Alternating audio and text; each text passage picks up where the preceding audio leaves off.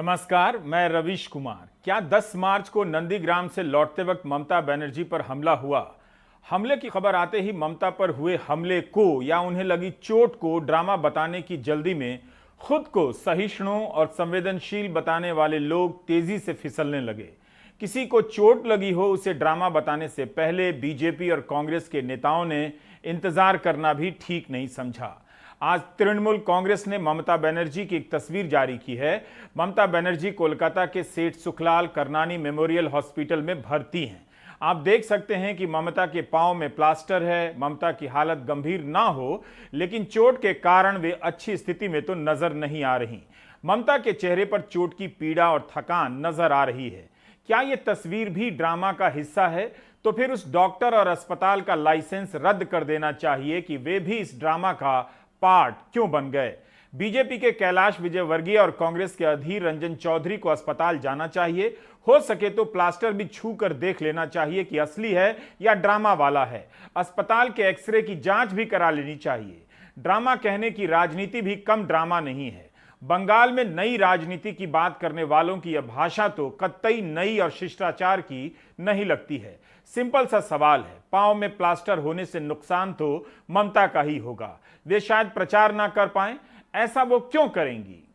ममता बनर्जी ने भी घटना के बाद जो बयान जारी किया है उसमें इतना ही कहा कि 4-5 लोगों ने उन्हें धक्का दिया और उनके ऊपर दरवाजे बंद करने की कोशिश की। उस वक्त उनके आसपास कोई पुलिस वाला नहीं था, ये साजिश है। ममता बनर्जी नंदीग्राम से नामांकन के बाद सड़क के रास्ते लौट रही थीं। हमें जो एक वीडियो मिला है उसे देखकर लगता है कि मुख्यमंत्री के काफिले के लिए जो जरूरी सुरक्षा होनी चाहिए वो नजर नहीं आ रही है। ममता एक ऐसी सड़क से गुजर रही हैं जिसके दोनों तरफ मकान हैं और सड़क संकरी है। लोग खड़े हैं, लोगों को रोकने के लिए पुलिस की कतार साफ साफ नजर नहीं आती है। ऐसी जगह किसी भी सामान्य उम्मीदवार के लिए असुरक्षित हो सकती है। इस वीडियो को देखते वक्त सड़क के किनारे लोग कतार में नजर आएंगे। तृणमूल का झंडा भी दिखेगा। आप देखेंगे कि ममता बनर्जी कार में बैठी हैं और गाड़ी के बाहर भीड़ काफी ज्यादा है। तभी लोगों का अभिवादन स्वीकार करने के लिए ममता कार से बाहर निकलती हैं और दरवाजे पकड़कर खड़ी होती हैं। ड्राइवर को इशारे से आगे चलने के लिए कहती हैं, लेकिन लोग उनके ज्यादा करीब नहीं आते हैं। एक दूरी बनी हुई है। वीडियो में थोड़ी दूर आगे जाकर दिखता है कि कार भीड़ में घुल मिल गई है।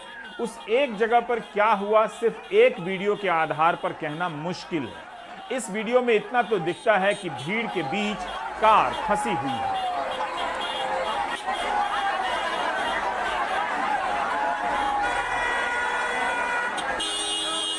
बेहतर होता कई एंगल से वीडियो उपलब्ध होते, कम से कम उस जगह के जहां पर ममता की कार भीड़ से घिरी नजर आ रही है। अगर पर्याप्त सुरक्षा व्यवस्था होती तो वह भीड़ को कार के इतना करीब नहीं आने देती, लेकिन चुनाव के समय ऐसा हो भी जाता है। ममता ने इतना ही कहा कि 4-5 लोगों ने धक्का दिया और दरवाजे को दे मारा, उन्हें चोट लगी, साजिश लगती है। ममता ने किसी दल का नाम नहीं लिया। ये कहा कि आसपास में पुलिस मौजूद नहीं थी।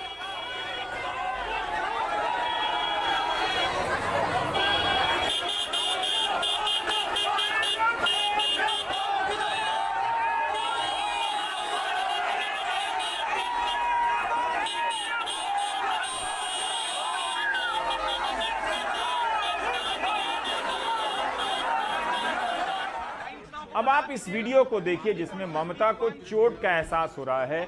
उनकी हालत खराब लग रही है और सुरक्षाकर्मी उन्हें गोद में उठाकर पीछे की सीट पर बिठाता है। ममता खुद कार से उतरने की स्थिति में नहीं है। सुरक्षाकर्मी ने उन्हें पीछे की तरफ बिठाया है। एम्बुलेंस उस वक्त नहीं है।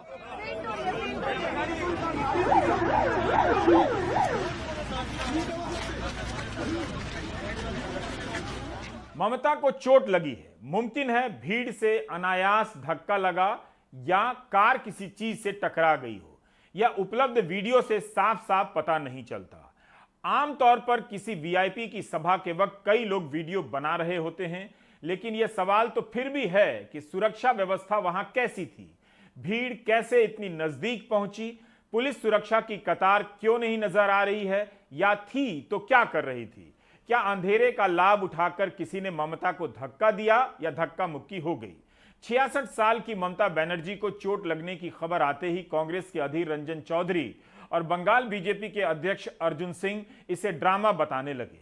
अधीर रंजन चौधरी कहते हैं कि ममता चुनाव के पहले सहानुभूति बटोरने का प्रयास कर रही हैं। नंदीग्राम की हालत को देखकर यह ड्रामा प्लान किया है। अधीर रंजन का कहना है कि वे मुख्यमंत्री ही नहीं, पुलिस मंत्री भी हैं। क्या आप मान लेंगे कि वहां कोई पुलिस नहीं होगी? ये सियासी पखंडी करने में माहिर है और चुनाव के पहले जब उन्हें यह महसूस हो रही है कि नंदीग्राम में उनके लिए मुश्किलें बढ़ रहे हैं, बंगाल के ममता बनर्जी से ममता बनर्जी नहीं है, बंगाल के मुख्यमंत्री भी है और पुलिस मंत्री भी है। लेकिन तज्जुब की बात यह होती है कि जब उन पे हमला होती है उस समय कोई पुलिस वाले वहां आजू बाजू में नहीं रहते। तो इससे आम लोग को सामने और ज्यादा क्या बोलना चाहिए कि बंगाल के पुलिस मंत्री के साथ पुलिस नहीं है, ये किसी को यकीन में आएगा। कांग्रेस सांसद अधीर रंजन चौधरी को मालूम है कि चुनाव के समय आचार संहिता लागू होती है तो मंत्रालय ममता के अधीन नहीं होगा। इस घटना के एक दिन पहले चुनाव आयोग ने बंगाल पुलिस के महानिदेशक को बदल दिया। बीजेपी ने हिंसा को लेकर चिंता जताई थी। पी नीरज नयन को नए महानिदेशक के तौर पर नियुक्त किया गया है। चुनाव आयोग ने राज्य के मुख्य सचिव से ममता बनर्जी की घटना पर शुक्रवार तक रिपोर्ट मांगी है। ममता बनर्जी को Z+ सुरक्षा है। आचार संहिता के समय पुलिस प्रमुख को आचार संहिता का ख्याल करते हुए अपने निर्देशों का पालन करना होता है। इस तरह से इस वक्त बंगाल के पुलिस प्रमुख वो नहीं है जिन्हें ममता ने तैनात किया है। कांग्रेस के साथ साथ बीजेपी को भी लगा कि यह ड्रामा है। बीजेपी के उपाध्यक्ष अर्जुन सिंह तो अपने बयान में तालिबान को भी ले आए, लेकिन अर्जुन सिंह ने यह भी कहा कि उनकी सुरक्षा में 4 IPS अफसर थे, उन्हें निलंबित कर देना चाहिए। जब ममता बनर्जी के काफिले पर अटैक, ये क्या तालिबान है कि ममता बनर्जी के काफिले पर अटैक होगा? 300 पुलिस रहती है उनके सिक्योरिटी में, 300 पुलिस और रास्ते में कम से कम 4000 पुलिस। तो ममता बनर्जी के पास पहुंचता कौन है? उनकी सिक्योरिटी।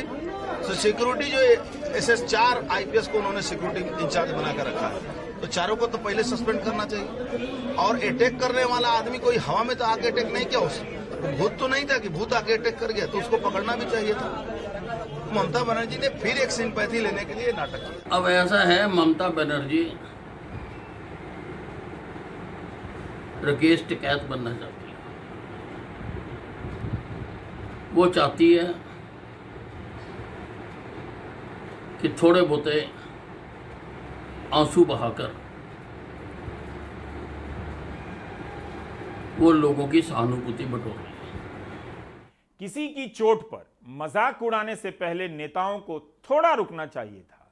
ड्रामा होता तो कोई अस्पताल में भर्ती होकर प्लास्टर नहीं कराती। बीजेपी के उपाध्यक्ष कैलाश विजयवर्गीय ने कहा कि ममता बनर्जी मामूली दुर्घटना को साजिश का एंगल देने का प्रयास कर रही हैं। इसकी CBI जांच होनी चाहिए। इस बयान के 2 हिस्से हैं। पहले हिस्से में वे बता देते हैं कि ममता ड्रामा कर रही हैं, लेकिन ड्रामा शब्द का इस्तेमाल नहीं करते। लेकिन दूसरे हिस्से में CBI जांच की मांग भी कर देते हैं। PTI को दिए बयान में कैलाश विजयवर्गीय ने कहा है कि ऐसा हो सकता है कि दुर्घटना हुई है, लेकिन यह दावा करना कि किसी ने जानबूझकर धक्का दिया स्वीकार्य नहीं है। उनके साथ हर वक्त ढेर सारी सुरक्षा लगी रहती है। हिंदुस्तान टाइम्स में रेल मंत्री पीयूष गोयल का एक बयान छपा है। हमें लगा कि यह उनका ट्वीट होगा, मगर पीयूष गोयल ने ऐसा ट्वीट नहीं किया है। बयान के तौर पर ही हिंदुस्तान टाइम्स में छपा है और यह रिपोर्ट शिवानी की है। कहते हैं कि मैं सोचता हूं मैं टिप्पणी नहीं करूंगा। आप सभी समझदार हैं और जीवन भर ऐसी चीजों को रिपोर्ट करते रहे हैं। हमारी दीदी परेशान है। यह एक हारी हुई पार्टी और हारे हुए उम्मीदवार के संकेत हैं। वे नंदीग्राम से हार जाएंगी और बंगाल में परिवर्तन होगा। पीयूष गोयल अपने बयान की पहली लाइन में कहते हैं कि वे टिप्पणी करने से बचेंगे, लेकिन आगे की लाइन में जो कहा उसमें ड्रामा शब्द नहीं था, लेकिन संदर्भ वही था। ममता की चिंता को लेकर 2 शब्द नहीं थे, लेकिन पीयूष गोयल ने साफ साफ लिखा या कहा कि यह एक हारी हुई पार्टी और उम्मीदवार के संकेत हैं, बंगाल में परिवर्तन होगा। यही हिंदुस्तान टाइम्स में छपा है। इस तस्वीर को फिर से दिखाना जरूरी हो जाता है। ममता अस्पताल में लेटी हैं, पांव में प्लास्टर है। डॉक्टरों के जो बयान छपे हैं अखबारों में, उसके अनुसार उन्हें चोट का सदमा है। लिगमेंट और सॉफ्ट टिश्यू में चोट है। कहीं से भी ममता एक हारी हुई पार्टी की नेता और उम्मीदवार नहीं लग रही, बल्कि एक सामान्य मरीज की तरह दिखाई दे रही हैं जिसे चोट लगी है, जो कराह रही है और जिसके पांव में प्लास्टर है। प्रधानमंत्री, गृहमंत्री राहुल गांधी और प्रियंका गांधी ने कोई ट्वीट नहीं किया, उनके प्रति संवेदना जताने वाली किसी प्रकार का कोई बयान नहीं आया। আমি সবাইকে বিশেষ করে আমার যারা কর্মী ভাই বোনেরা আছেন এবং সাধারণ মানুষ আছেন এটা ঠিক যে কালকে খুব জোর आज दोपहर तृणमूल कांग्रेस ने ममता बनर्जी का एक वीडियो भी जारी किया। आप खुद तय करें कि क्या इस वीडियो में ममता ड्रामा करती नजर आ रही हैं। এবং চেস্টে খুব পেনও হয়েছে, এত বড় একটা চোট লাগার পরে আমার গাড়ি বনেটের উপরে আমি দাঁড়িয়ে নমস্কার করছিলাম। 7 मार्च को कोलकाता के ब्रिगेड मैदान में प्रधानमंत्री की रैली हुई थी, जिसमें मिथुन चक्रवर्ती ने खुद को कोबरा सांप बताया था। उस सभा में प्रधानमंत्री ने कहा कि नंदीग्राम में उनकी स्कूटी का गिरना तय है। इस बयान को हमने महिला दिवस के संदर्भ में दिखाया था कि देश की एकमात्र महिला मुख्यमंत्री को किसी पुरुष मुख्यमंत्री या प्रधानमंत्री ने बधाई तक नहीं दी। कुछ दिन पहले जब आपने स्कूटी संभाली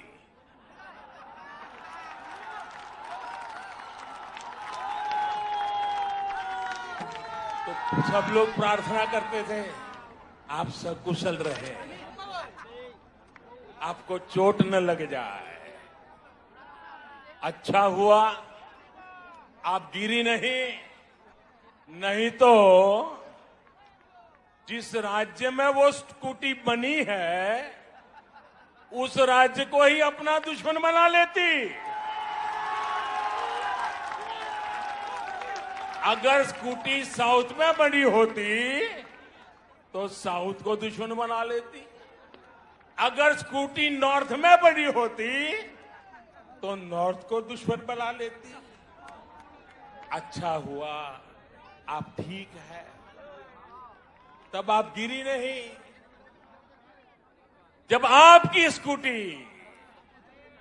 भवानीपुर जाने के बाद बदल नंदीग्राम की तरफ मुड़ गई,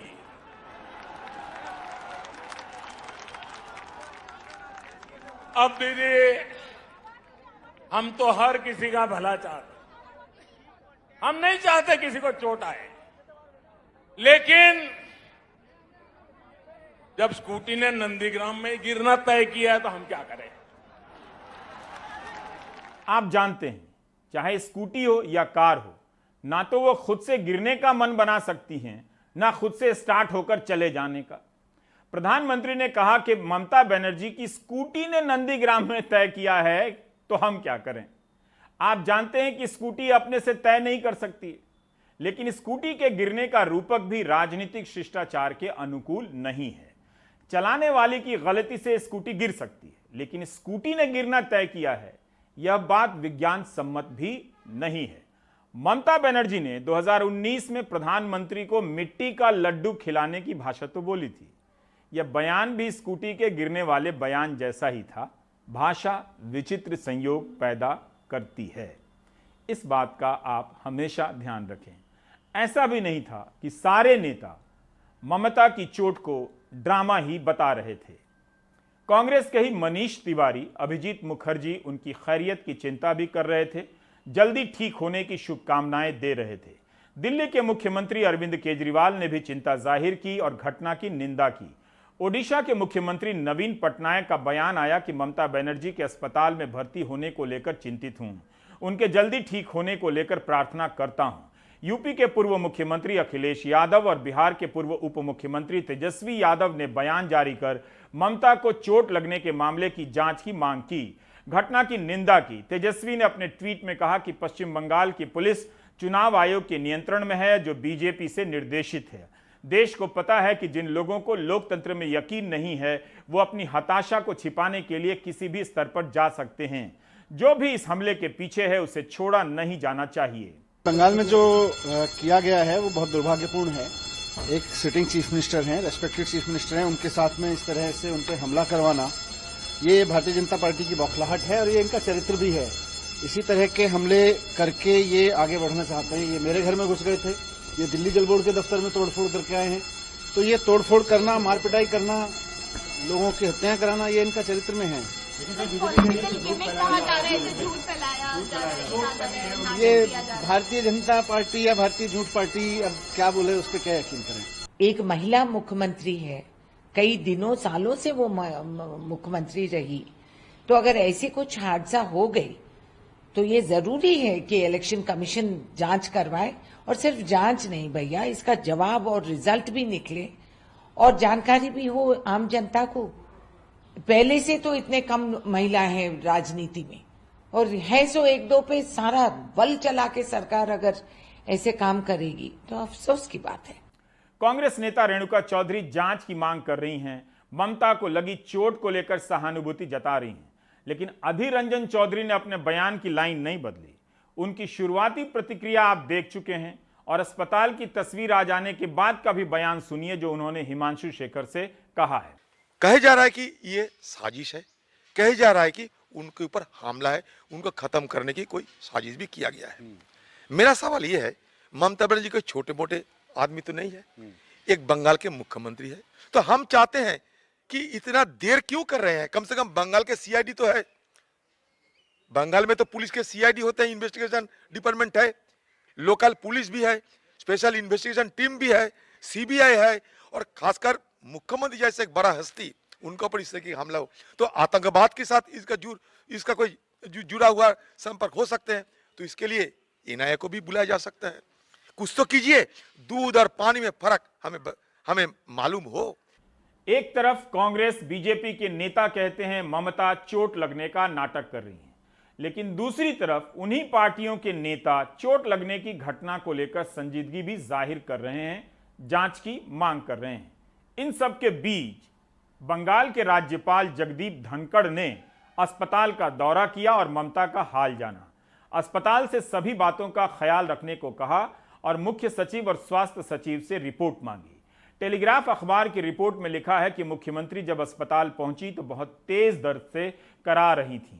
उनके बाएं पैर की हड्डी में दरार आई है। यही बात हमारी सहयोगी मोनिदीपा बनर्जी ने भी 10 मार्च को अपनी रिपोर्ट में कही थी। ममता बनर्जी के लिए 6 सदस्यों की एक टीम बनाई गई है, यानी मेडिकल बोर्ड का गठन किया गया है। जो 4 चीज उन्होंने कहा साफ साफ वो है, 4-5 लोग उन पर हमला किया, जो गाड़ी का दरवाज़ा है उसको उन पर धक्का मार के बंद कर दिया। उनका ये कहना था कि ये साजिश था, इंटेंशनली किया गया, और साथ में वहाँ पे उस इलाके में उस समय कोई लोकल पुलिस नहीं था, ना एसपी ना कोई लोकल पुलिस। अब ये कहने के बाद आप लोगों को पता है कि उन्हें तुरंत कोलकाता ले आया गया, अस्पताल में भर्ती किया गया। उनके एंकल में चोट लगी है, उनके कमर में चोट लगी है, शोल्डर पे, चेस्ट पे अब्रेजन्स हैं, और डॉक्टर्स ने आज दोपहर को कहा कि उनका एक फ्रंटल इलाके में एक दर्द हो रहा है सर में, उसको लेके भी वो चिंतित है। इस घटना के बाद, उसके बाद भी कुछ नाटकीय डेवलपमेंट। तृणमूल का कहना है कि एक थ्योरी चल रहा है कि ममता बनर्जी जब आधा दरवाज़ा खोल के गाड़ी में जा रही थी लोगों को नमस्कार करते करते, तब कुछ रास्ते में कुछ पिलर्स थे जो आके एक्सीडेंटली गाड़ी के दरवाजे पे लगे, और ये पिलर्स का फोर्स के कारण दरवाज़ा दब गया, ममता बनर्जी दब गई। लेकिन आज तृणमूल के जो नेता हैं उन्होंने खुलासा किया, सभी मीडिया को बुला के ममता बनर्जी का गाड़ी दिखाया, और उस गाड़ी में उन्होंने दिखाया कि ममता बनर्जी के दरवाजे के वहाँ पे एक भी दाग नहीं है। घटना की खबर आते ही कुछ प्रत्यक्षदर्शी के बयान भी आने लगे कि किसी ने हमला नहीं किया। उनमें से कुछ का बैकग्राउंड भी सोशल मीडिया पर चेक होने लगा कि बयान देने वाला तो भाजपा का समर्थक है, तो क्या उस जगह पर भाजपा के समर्थक भी थे? हम इसके बारे में डिटेल में नहीं जाना चाहते हैं। सोशल मीडिया पर चल रहा है। हमारे सहयोगी सौरभ गुप्ता ने एक प्रत्यक्षदर्शी से बात की है।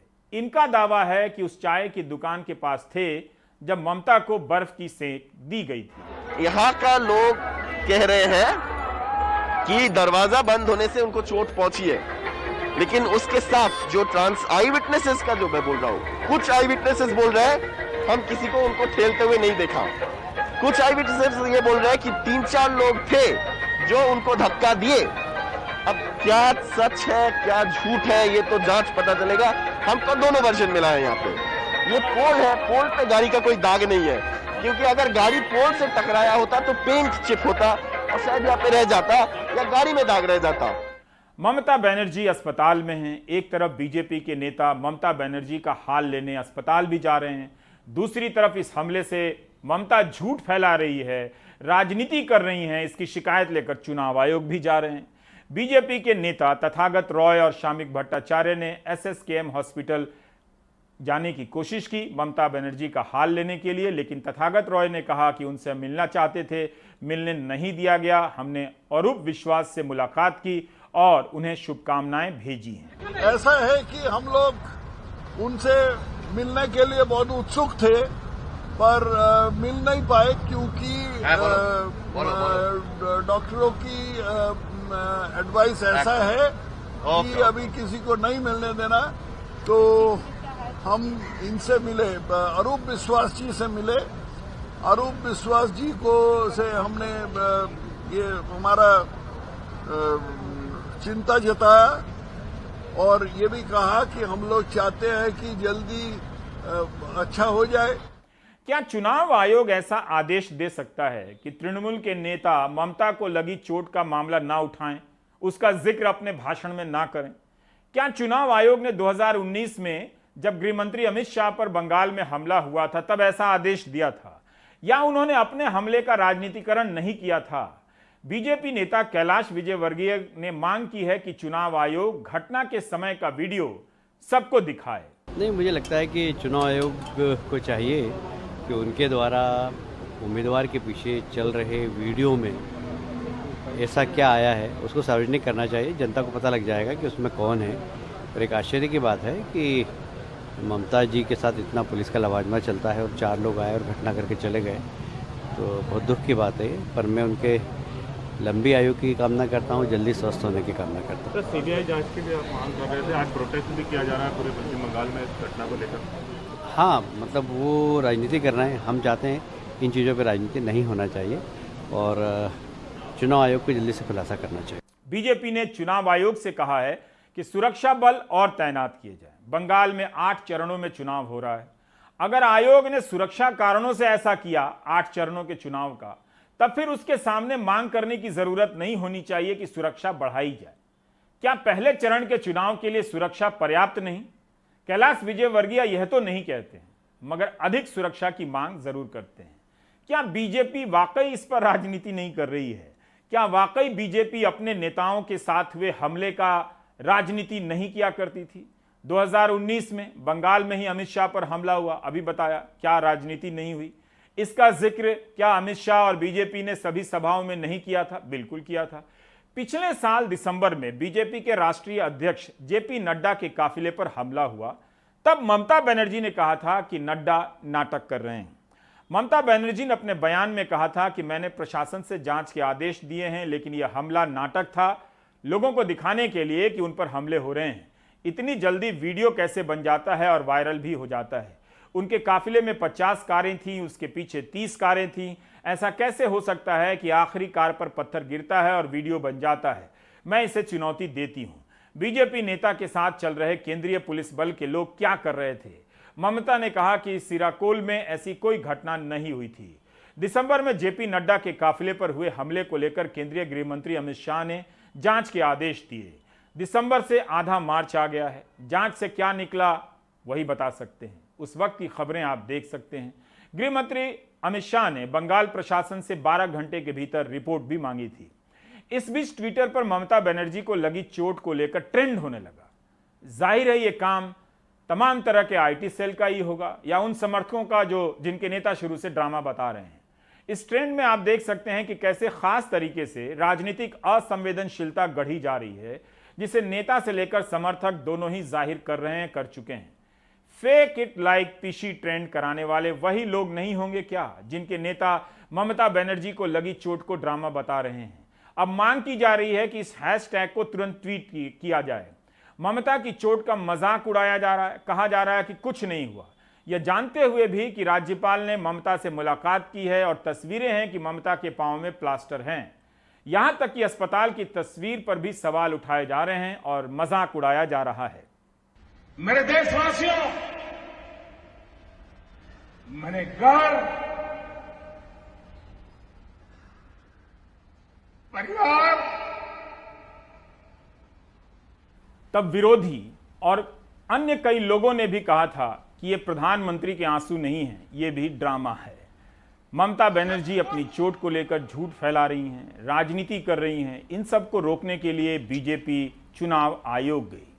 सब्यसाची दत्ता और शिशिर बजोरिया ने शिकायत दर्ज कराई है कि हम मुख्यमंत्री को घायल देखकर सदमे में हैं, हम इसकी विस्तृत जांच चाहते हैं।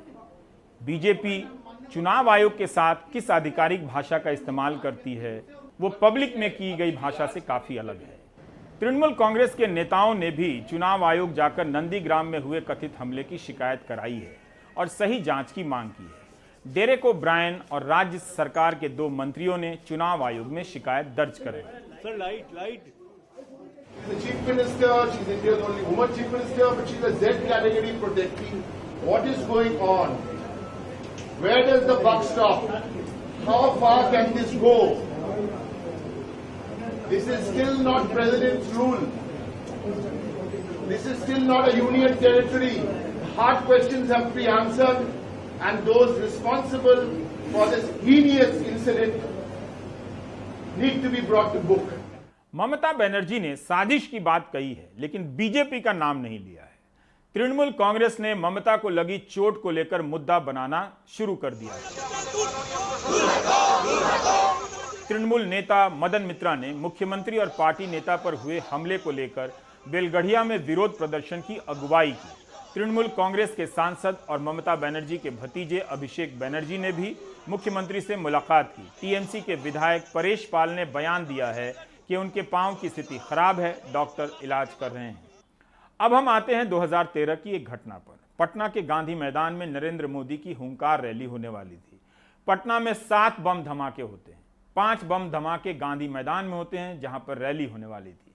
तब मुख्यमंत्री नीतीश कुमार ने नरेंद्र मोदी से फोन पर बात तक नहीं की थी। नरेंद्र मोदी उस वक्त गुजरात के मुख्यमंत्री थे। आपको कई बयान सुनवा सकता हूं कि बीजेपी के नेता इस बात को लेकर कितने नाराज थे। 27 अक्टूबर 2013 को सुशील कुमार मोदी ने ट्वीट किया था कि नीतीश कुमार नमो को विरोधी नहीं, राजनीतिक शत्रु समझते हैं। वे राजनाथ सिंह को फोन कर सकते हैं, लेकिन नमो को नहीं। इसके बाद भी नीतीश कुमार और नमो साथ आए और अब तो साथ साथ सभाएं करते हैं, सरकार भी चल रही है। पटना ब्लास्ट में 5 लोगों की मौत हो गई और 80 से अधिक लोग घायल हुए। घटना के तुरंत बाद ही इसकी जांच एनआईए को सौंप दी गई और आज 7 साल बीत गए। एनआईए ने 10 आरोपियों के खिलाफ चार्जशीट दायर की है।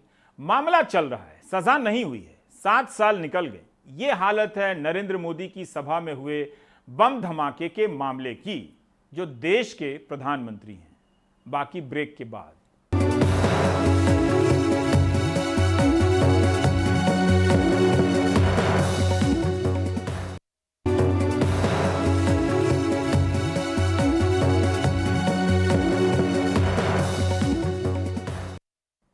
यह रिपोर्ट राजनेताओं के लिए है। राजनीति में जो लोग नेता की तारीफ में गा बजाकर उनके करीब जाते हैं, वे दूर जाने पर उसी नेता के खिलाफ किसी और सुर में गाने बजाने लगते हैं। इस रिपोर्ट को देखकर प्रधानमंत्री भी अपनी हंसी नहीं रोक सकते। हरियाणा के रॉकी मित्तल तो प्रधानमंत्री की तारीफ में गाते गाते उनसे मिल भी आए, फोटो खिंचा ली और हरियाणा के पब्लिसिटी डायरेक्टर बन गए। इस फरवरी में हटा दिए गए तो मुख्यमंत्री खट्टर के खिलाफ गाने लगे। अपने YouTube चैनल में अभी भी मोदी भक्त स्टार प्रचारक लिखते हैं। सेफ रहने के लिए रॉकी मित्तल का गाना खट्टर साहब को ठीक नहीं लगा, क्योंकि उनके राज के खिलाफ है। उनके राज में डायरेक्टर बने तो अब उनके ही राज में रॉकी साहब जेल में हैं।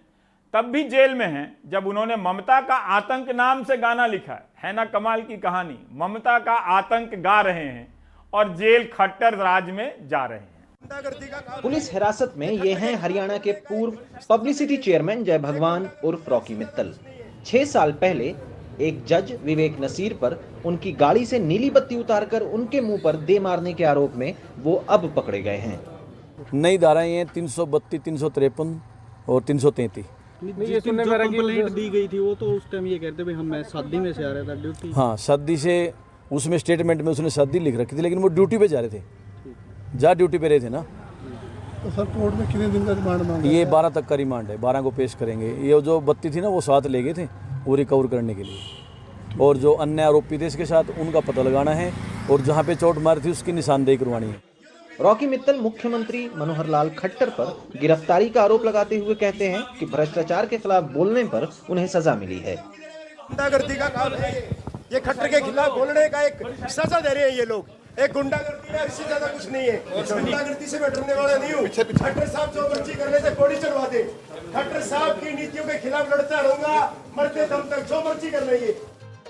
साल 2014 के चुनाव प्रचार में रॉकी मित्तल राहुल गांधी के खिलाफ और प्रधानमंत्री नरेंद्र मोदी की तारीफ में गाते थे। फिर प्रधानमंत्री से मिले और सत्ता में हिस्सेदारी भी मिली। पिछले साल से ही मुख्यमंत्री खट्टर के खिलाफ गाने जारी कर रहे थे, जैसे मोदी जी तेरे नाम पे खट्टर के चेले लूट रहे, मोदी जी तेरे नाम पे खट्टर के चेले लूट रहे, किसान गरीब और छोटे व्यापारी का खून ये चूस रहे, या खट्टर को हटा दो योगी जैसा सीएम बना दो, सीएम खट्टर को हटा दो योगी जैसा सीएम बना दो। फिर पिछले महीने गाना जारी किया, हरियाणा बचा लो मोदी जी खट्टर के बस का काम नहीं। पिछले ही महीने रॉकी को पब्लिसिटी चेयरमैन के पद से हटा दिया गया। हरियाणा बचा लो मोदी जी खट्टर के बस का काम नहीं। जैसे जैसे रॉकी मित्तल के सुर बदलते गए, कानूनी प्रक्रिया तेज भी हुई और वहीं जाकर पुलिस ने उन्हें गिरफ्तार भी किया और कोर्ट से 3 दिन के पुलिस रिमांड पर भी ले लिया। ऐसे में सवाल ये उठता है कि कैसे एक जज पर हमला करने वाला आरोपी 6 साल तक सत्ता की गोद में बैठ के गुनगुनाता रहा। हालांकि इससे पहले भी हरियाणा सरकार की आलोचना करने वालों को खामियाजा भुगतना पड़ा है। कैथल से सुनील रवीश के साथ चंडीगढ़ से मोहम्मद गजाली, NDTV इंडिया।